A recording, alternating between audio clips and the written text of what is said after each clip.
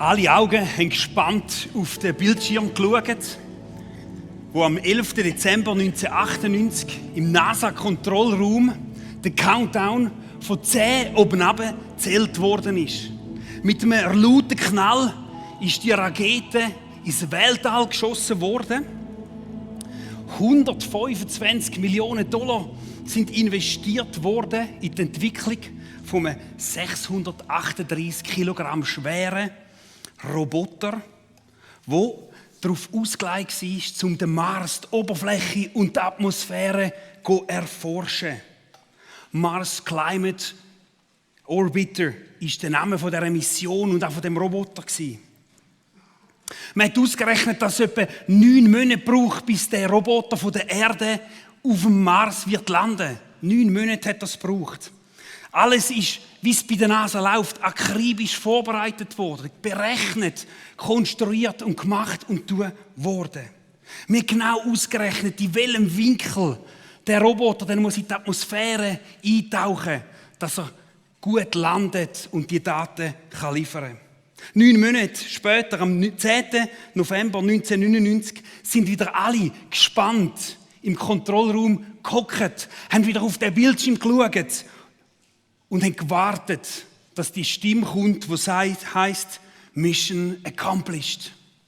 Doch kurz bevor die Stimme kam, ist die Verbindung zu dem Roboter abgebrochen.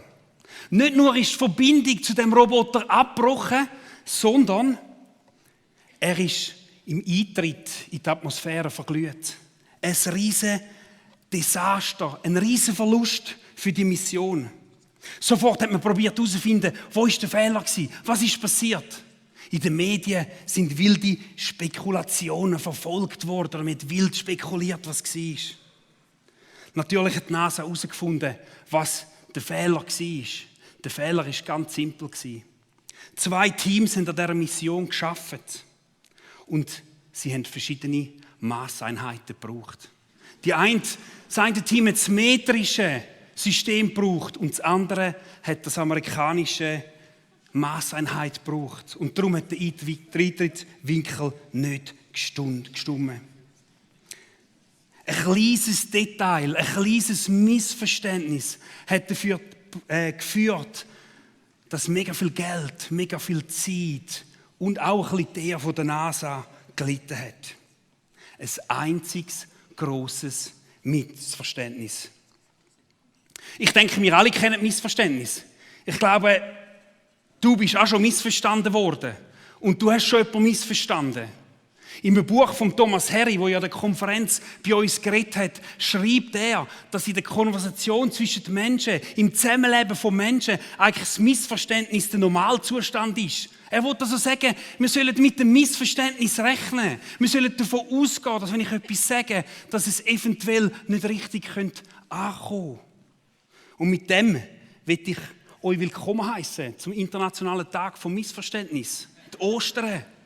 Nein, natürlich ist das nicht der offizielle Tag, der internationale Tag vom Missverständnis. Aber mich dunkt, dass Ostern so ein Tag ist, wo so viel missverstanden wird. Ich habe kurz gegoogelt, bevor ich an die Predigt gekommen bin. Ostern. Und habe geschaut, was für Bildchen rührt mir Google entgegen und das ist gekommen. Ja klar, Ostern, da gehören Eier, Schoki und der Osterhase irgendwie dazu. Spätestens, wenn du ein Kind hast, dann ist das mega wichtig, oder? Und ich muss doch eingestehen, das eine oder andere Ostereili habe ich auch schon gegessen. Doch eigentlich ist schon an der allerersten Ostern ist es einfach um Missverständnis gegangen. Ein Missverständnis hat sich als andere gereiht. Jesus ist in dieser Geschichte der Hauptprotagonist. Und eigentlich könnte man sein ganzes Leben anschauen, wo er auf Erden gelebt hat. Und man findet heraus, dass er eigentlich konstant missverstanden worden ist. Schon die Geburt war eigentlich ein Missverständnis. Die Sterndeuter sind am falschen Ort, haben am falschen Ort erwartet, hin und her. Wenn man das erste Mal schaut, wo wir etwas niedergeschrieben haben, wo Jesus das Maul auftut, was ist es? Ein Missverständnis. Maria und Josef gehen mit dem Jesus mit etwa 12 auf Jerusalem zum Tempel. Und irgendwie, ich weiss nicht, wie das gelaufen ist, verlieren sie ihn. Also heute wäre das ein Fall für Kesp. Auf jeden Fall, auf dem Heimweg finden sie raus, Jesus ist nicht rum. Ich kann mir vorstellen, das ist ein Missverständnis zwischen Maria und Josef. Das ist wahrscheinlich heiß geworden, oder? Genau. Und sie finden ihn nach 3 Tagen im Tempel. Und ich stelle mir das so vor, so, das ist der typische ältere Kind-Talk, den man dann hat. Bub, weisst du, was du Mami und mir angetan hast? Und dann kommt seine Antwort. Und man merkt, sie reden aneinander vorbei. Er sagt, ist es nicht klar, wo ich sein muss?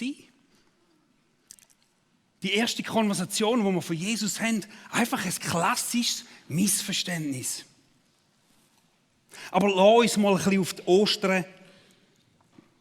auf die Ostern fokussieren, was dort alles für Missverständnis geht.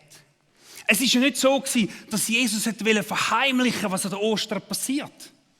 Seine Freunde, seine Jünger, die mit ihm näher unterwegs waren, ist es ihm mega wichtig, dass er sie darauf vorbereitet, dass er ihnen sagt, hey, was wird auf mich zukommen? Mit was müsst ihr rechnen? Er tönt es jedes Mal an, aber 3 Mal, wir haben schon im Text gehört, in der Begrüßung, 3 Mal sagt er ihnen, was auf ihn wird zukommen. Ich lese das, die erste Ankündigung aus dem Markus 8, 31. Er sagt ihnen, der Menschensohn muss viel leiden. Er wird von den führenden Männern des Volkes, den obersten Priestern und den Schriftgelehrten verurteilt und getötet werden. Aber, jetzt kommt das Aber, ein gutes aber nach 3 Tagen wird er von den Toten auferstehen. So offen sprach Jesus von seinem Tod. In einem anderen Evangelium heißt es noch einmal, doch sie verstanden es nicht. Das hat er gecheckt, darum bringt er es 3 Mal. Ich mag mich gerade so an eine Begebenheit erinnern, wo ich den Kindern etwas gesagt habe und sie haben nicht gehört.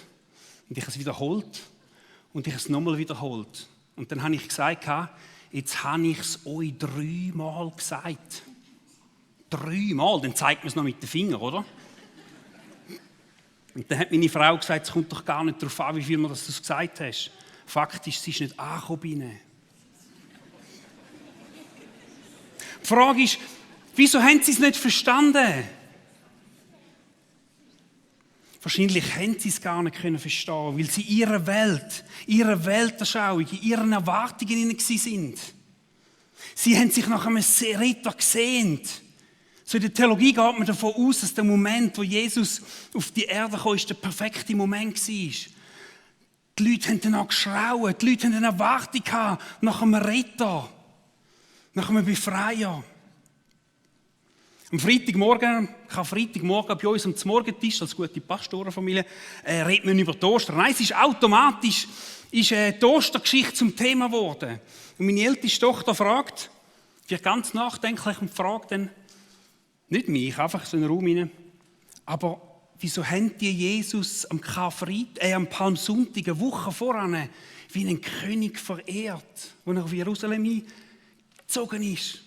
Und knapp eine Woche später bringen sie ihn um. Wieso? Die Juden waren so von einer nahen Erwartung, dass ein Retter kommt. Und sie haben die Wunder von Jesus gesehen. Und sie haben gehofft, dass das jetzt der Messias ist. Mit was für einer Vorstellung? Mit einer Vorstellung, dass er jetzt das Zepter in die Hand nimmt. Dass er mit Gewalt Israel, Judäa von diesen Römern befreit, dass er König wird sein und über ihnen wird herrschen. Doch wisst ihr was? Für Jesus sind nicht die Römer primär das Problem gewesen. Jesus hat ein grösseres Problem im Sinn gehabt, zum Lösen. Sie haben die Mission von Jesus missverstanden. Und wie Jesus angekündigt hat, ist er von einem guten Freund verraten worden, an die Juden ausgeliefert, verurteilt, gefoltert und am Karfreitag hingerichtet worden. Und das ist der Tiefpunkt. Man sagt, es ist der traurigste Tag in der Weltgeschichte. ist der Tag, wo unser Jesus hingerichtet worden ist. Alle Erwartungen, alle Hoffnungen sind zerstört gewesen. Die Jünger sind davongerannt, sind verstoppen in alle Richtungen. Sogar der Petrus, der ein paar Tage voran am Tempeldiener so abhaut, so mutig ist, aufsteht, er verleugnet Jesus.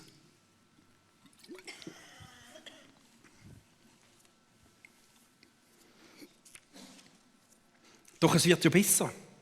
Jesus ist nicht einfach hingerichtet worden, sondern wie er es angedeutet hat, ist er auferstanden. Er ist nicht da geblieben. Er ist über 500 Menschen erschienen. Doch auch das ist nicht so schlüssig und nicht so clever von unserem Jesus. Weil wem begegnet er als erstes? Den Frauen. In der heutigen Zeit wäre das überhaupt kein Problem, oder? Wäre normal. Aber zu dieser Zeit hat das Zeugnis von einer Frau vor Gericht keinen Bestand gehabt. Wieso heisst es von den Jüngern, denen, die am nächsten angeblich um Jesus waren, sie haben es nicht geglaubt. Weil das Zeugnis von einer Frau nicht Geld gegolten hat. Aber auch die Frauen haben hier eine spezielle Rolle. Nämlich lesen wir im Johannes-Evangelium von der Maria Magdalena,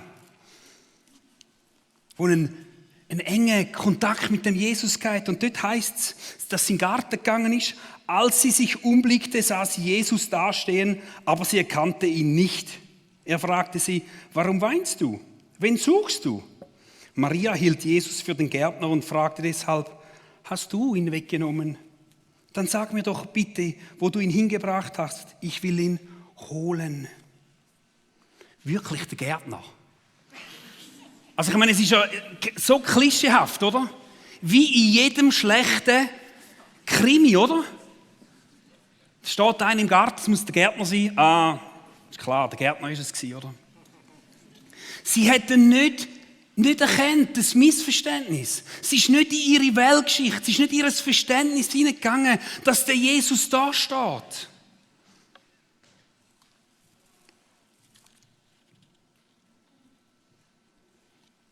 Sie war ihre Gedanken und ihre Vorstellung gefangen gewesen. Und sie hat den Jesus nicht gekannt. Die Frage ist, die ich dir stellen will, die ich mir gestellt habe, hätte ich Jesus gekannt? Hätte ich es gecheckt? Also du schon, aber ich nicht. Wir könnten weitergehen. Leset mal die Ostergeschichte. Mir ist das so aufgefallen beim Durchlesen. Es ist ein Missverständnis am anderen. Und ganz ehrlich, ich werde einmal ein bisschen grantig, wenn man mich nicht richtig versteht. Das ist etwas, was ich nicht gerne habe. Und Jesus war so geduldig in dem hinein. Und dann müssen wir fragen, was ist Ostern für uns? Oder besser gesagt, was ist Ostern für dich? Ich glaube, es gibt ja so ein bisschen zwei Strömungen. Die eine, die Jesus nicht kennen, die ihn vielleicht nicht kennen wollen. Und dort müssen wir uns doch fragen, kann es sein, dass dir die wahre Bedeutung von Ostern bis jetzt verborgen geblieben ist? Kann es sein, dass du, ich muss ehrlich sagen, einem sehr schönen Missverständnis aufgelaufen bist? Dass man einfach ein bisschen frei hat, ein bisschen Schoki, ein bisschen Brunch, ein bisschen Osterhasen, ein bisschen Stau am Gotthard. Kann es aber sein, dass Ostern mehr ist, als einfach die paar Freitage, die man hat? Vielleicht macht es für dich auch keinen Sinn, das ist auch auf dieser Seite, vielleicht macht es für dich keinen Sinn, dass es einen Gott gibt, der über der Erde herrscht. Vielleicht hast du einen Livestream hier geklickt, vielleicht bist du da angebracht worden und du sagst, ja genau, es macht einfach keinen Sinn, was du da vorne laberst. Vielleicht ist es auch ein Affront, dass der Sohn Gottes für dich sterben musste. Vielleicht ist das für dich blasphemisch. Vielleicht ist das Gotteslästerung.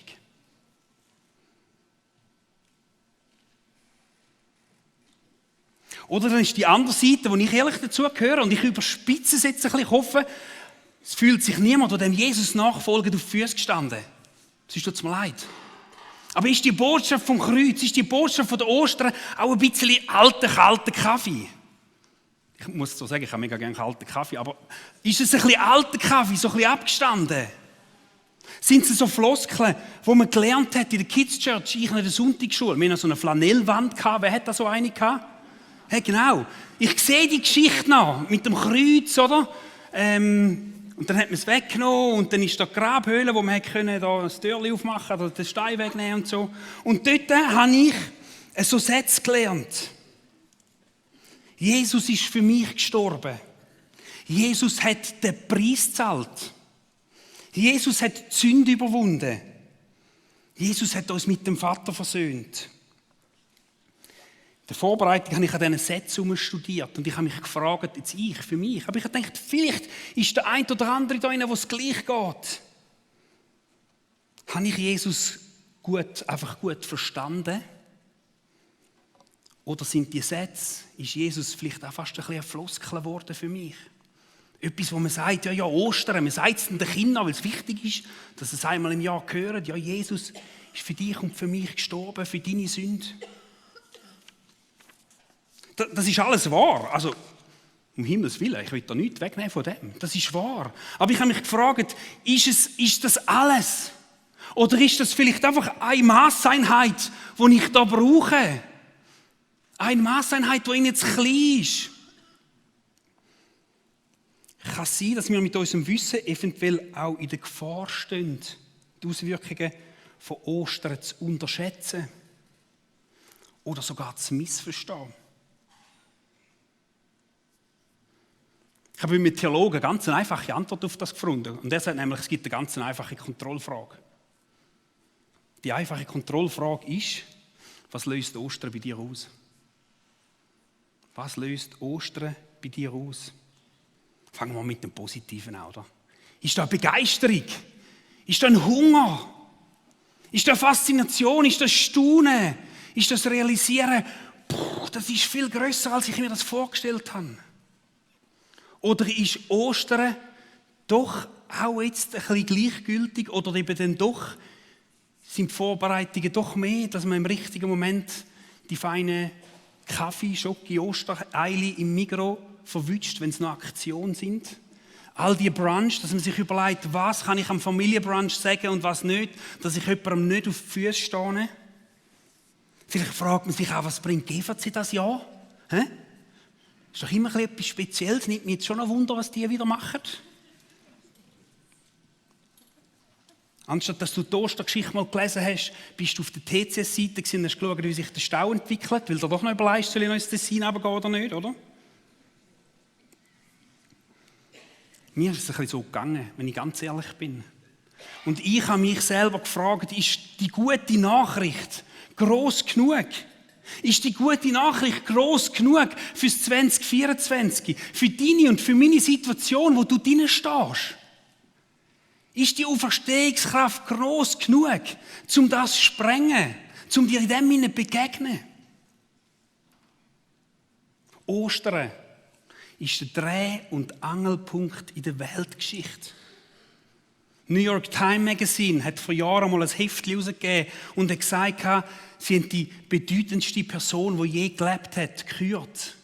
Und sie haben gesagt, es ist mit Abstand Jesus. Die haben das wissenschaftlich herausgefunden. Welcher Mensch hat den grössten Einfluss, den grössten Impact auf uns Menschen gehabt? Und es ist zweifelsfrei der Jesus gewesen. Er ist vorne auf dem Heftchen gestanden. Ein riesen Artikel über das. Sind wir uns bewusst, dass Jesus der Dreh- und Angelpunkt nicht nur von meinem kleinen Nebel, von meinem kleinen Leben, da ist der Nebel von der Welt, oder? Ist, sondern dass er über allem steht. Jesus hat sehr viel über das Reich Gottes geredet. Er hat über das geredet und er bringt einen Vers, den ich liebe. Und zwar kenne ich ihn vor allem aus der Kinderbibel mega gut, oder? Es ist nämlich ein Doppelgleichnis, das er bringt. Er sagt nämlich, Gottes himmlisches Reich ist wie ein verborgener Schatz, den ein Mann in einem Acker entdeckte und wieder vergrub. Wieso? In seiner Freude verkaufte er sein gesamtes Hab und Gut und kaufte dafür den Acker mit dem Schatz. Jesus sagt, hey, mit meinem Leben, mit meinem Reich, und Ostern ist die Manifestation von seinem Reich schlechthin. Er sagt, mit dem Reich ist es wie mit einem Schatz. Und ein Mann findet den und er vergrabt ihn wieder. Weil er sagt, der muss mir legal gehören. Ich muss das kaufen. Was will Jesus mit uns? Will Jesus mit dem Text uns ausdrücken? Der Gerhard Meyer, ein Theologe, hat so Bibelkommentar geschrieben. Er schreibt in seinem Kommentar über das Evangelium von Matthäus: Die Entdeckung des Schatzes löste unbeschreibliche Freude aus. Freude.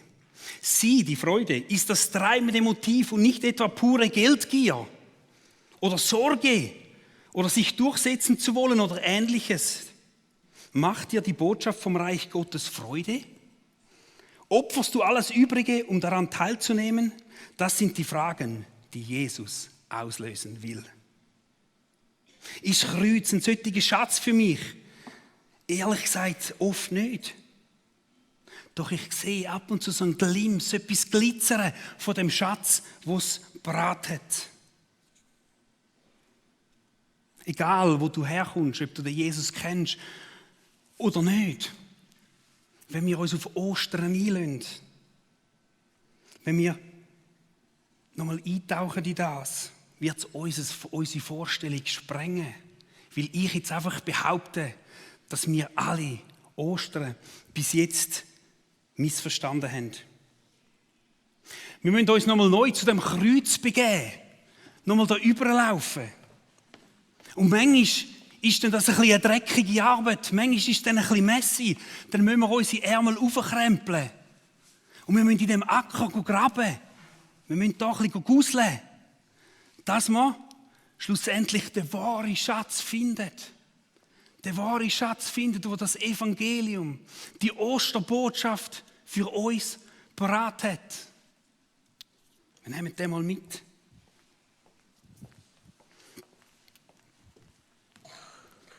Ist die Geschichte von Ostern für uns so ein Diamant? Kann es sein, dass wir in der Ostergeschichte so einen Schatz finden und merken, wow, der Jesus, das Reich Gottes, ist unheimlich schön, ist unheimlich wertvoll. Hey, das hat Facetten, wenn ich ihn so drehe, spiegelt, so macht und tut, die ich bis jetzt gar noch nicht gesehen habe. Vielleicht gerade für uns Christen haben wir immer gegen etwas gestritten. Nein, so ist es nicht. Und wenn wir nochmal zu dem Jesus kommen, den Schatz nochmal in den Augen haben, merken wir vielleicht, hey, mein Gegenüber hat doch recht gehabt. Es hat den Diamant einfach von einer anderen Seite angeschaut.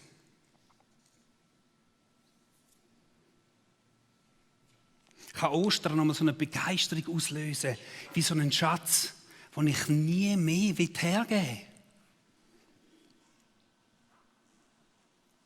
Aber gleichzeitig allen zeigen.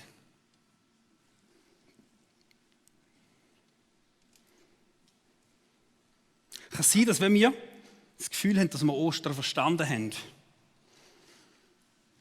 dass wir einem riesigen Missverständnis aufgelaufen sind? Hey, vor ein paar Wochen ist mir noch mal etwas bewusst geworden. Als Kind wollte ich immer einen Schatz finden. Ich war mega fasziniert. Einmal am Meer, ich glaube mit 7 oder 8.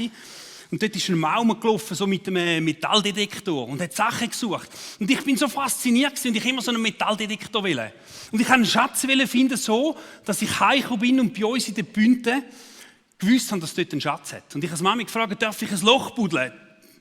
Darf ich den Schatz suchen? Und 3 Freunde haben mir ein Loch gebuddelt. Ich weiss nicht mehr wie tief, aber riesig. Und haben gefunden, ja, wenn wir den Schatz nicht finden, haben wir wenigstens eine coole Höhle, oder? Aber vor 2-3 Wochen ist mir in den Sinn gekommen, hey, wir sind doch alle so. Vor ein paar Wochen ist doch der Checkbox, der Lottopot ist doch so voll gewesen.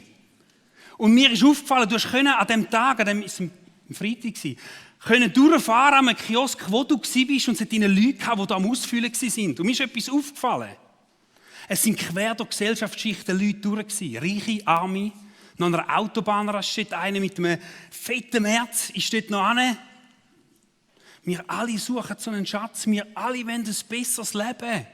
Und hoffen, dass wenn wir da noch ein bisschen investieren, dass wir den finden. Was ist, wenn der Schatz, ein besseres Leben, uns vor den Augen steht, in der Ostergeschichte vergraben ist. Und er ist für dich und für mich heute Morgen zu haben. Ich glaube, wir brauchen ein neues Verständnis von dieser Ostergeschichte. Ich bin über ein Buch gestolpert, ich habe noch nicht Zeit gehabt, um das Ganze zu lesen, aber so ein paar Sätze haben mich mega begeistert. Vom, ich glaube, kanadischen Theolog. Und er schreibt, wir brauchen den Heiligen Geist, der uns gegeben wird, um uns in der Tiefe der Wahrheit über das Kreuz zu führen. Uns zu offenbaren, dass dieser Tod der Gipfel der demütigen Liebe war, die sich bis zum Äußersten gibt. Die Umwandlung des Böses in Gutes durch Gott, die Verherrlichung des Sohnes durch den Vater und den Sieg über den Tod. Ein glorreicher Sieg, der vom Vater geehrt wird und den Gläubigen durch die Auferstehung sichtbar gemacht wird. Das ist ein kompliziert, ein Schachtelsatz. Aber es zeigt doch schon, dass er probiert, erklären, was ist an dem Kreuz passiert. Und er kann es kaum. Wir brauchen Hilfe für die Offenbarung. Und darum sind wir heute da.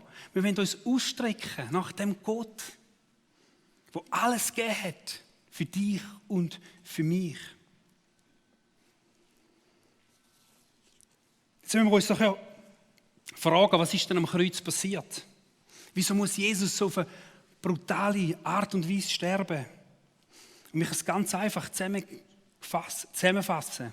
Es ist aus purer Liebe geschehen. Aus purer Liebe. Es ist geschehen, weil Gott nicht einfach ein Symptom hat bekämpfen, nicht einfach die Römer raustreiben, am Mette Lottogewinn geben, sondern dass er hat die Liebe zu uns allen sichtbar machen. Du und ich sind im Abbild von Gott geschaffen. Ist das schon mal aufgefallen? Alle positiven Eigenschaften, die du hast, deine Kreativität, deine Gabe zum Helfen, dein handwerkliche Geschick, dein analytische Denken, deine Gabe für Sprache, was es auch immer ist, was du hast, das bildet die Herrlichkeit von dem Gott ab. Ist so eine kleine Sicht auf den Diamant. Aber wir alle haben sicher schon gemerkt, dass wir nicht nur aus Stärken bestehen, dass da noch Schwächen sind. Wann bist du das letzte Mal am Abend im Bett gelegen und hast gedacht, eigentlich habe ich mir doch geschworen, ich mache das nie mehr. Und wenn ich jetzt so überlege, was ich heute gemacht habe, habe ich genau das gemacht. Und ich weiss, es war nicht gut gewesen. Ich weiss, es hat andere verletzt. Ich weiss, das, was ich gemacht habe, hat mich selber verletzt. Vielleicht bist du im Bett gelegen und hast gedacht, ich habe mir doch geschworen, in der nächsten Situation mache ich das und das, weil ich weiss, dass es das Richtige ist. Und ich habe es heute wieder nicht geschafft. Ich habe es nicht gemacht.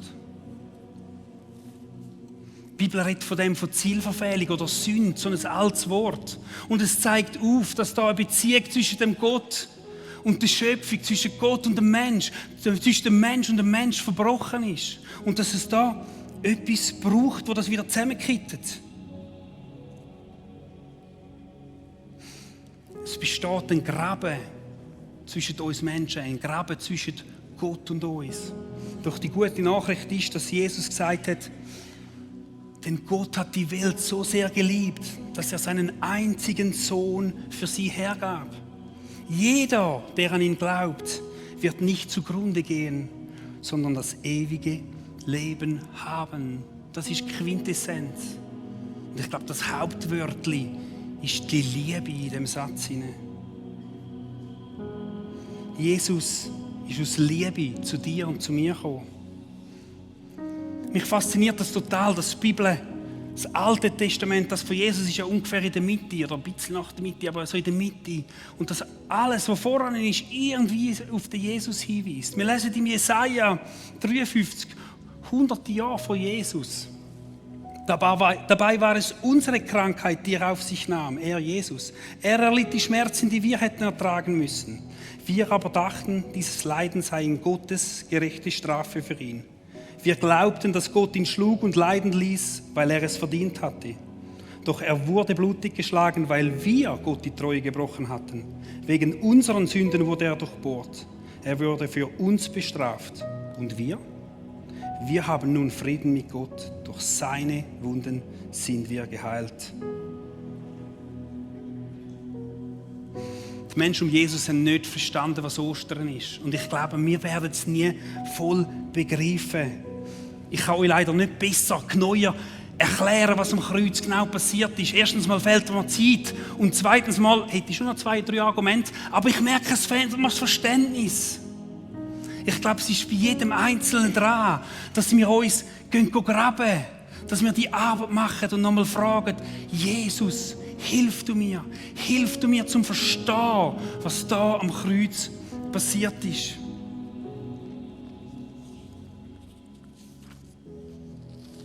Mein Ziel heute war, euch ein Zückerchen zu geben, zu verärmen von dieser Ostern, vielleicht in unserem Alltagstrott, in unserem Ostertrott, das durchzubrechen und nochmal sehen, was für ein Schatz da vor unseren Augen liegt, wenn wir nur bereit sind, um unsere Ärmel aufzukrempeln und dann nochmal auszugraben, auf eine ganz natürliche Art. Wir müssen das nicht jetzt gar komisch machen.